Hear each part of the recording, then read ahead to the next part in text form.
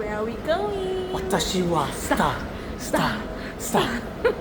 Happy semacam kan, sebab kita orang memang dah lama nak pergi Japan, tapi asyik tangguh je. Kali ni kita orang macam YOLO, pergi je bila lagi. Nanti ada anak lagi mahal lah, itu yang kita fikir. But Alhamdulillah kita orang habis 5,000 je seorang untuk 6 hari 5 malam. Kita orang pilih AirAsia sebab direct, tak perlu nak transit. Tahu tak, kita orang sampai je, naik train pun kita orang dah happy sangat-sangat. Like korang tengok view macam ni pun cantik. Rasa macam korang dekat dalam anime. Betul orang cakap langit dekat Japan lain guys. Dia punya terang tu lain macam. Udara diorang pun bersih and segar. Since kita orang sampai awal, kita orang drop kita punya luggage dekat train station. Lepas tu pergi cari makan sebab dah lapar. First meal kita orang adalah ramen Gyumon. Bukan nak terlalu hype, tapi ramen dia sumpah sedap nak mampus. Cuma yang geri-geri tempura I makan ni, itu biasa je. Wagyu ramen ni layak untuk repeat. Sampai sekarang I teringat, memang I nak datang Japan nanti I nak repeat Gyumon je. Lepas makan kita orang jalan Dotonbori, dekat je dengan Gyumon tu. Explore area sini, layan angin sejuk. Banyak gila food street kat sini, tapi banyak juga yang tak halal, so korang kena hati-hati tau. Kita orang banyak tanya dia punya penjual, and kalau yakin baru kita orang beli. Puas berjalan, angin makin sejuk and penat, kita orang pun pergi check in Airbnb. I book apartment Hotel 11, satu stesen je nak ke Dotonbori, and jalan 4 minit dah sampai dah kita orang punya apartment. I boleh katakan I puas hati dengan apartment ni, lengkap dengan semua benda, even sabun basuh baju pun diorang sediakan.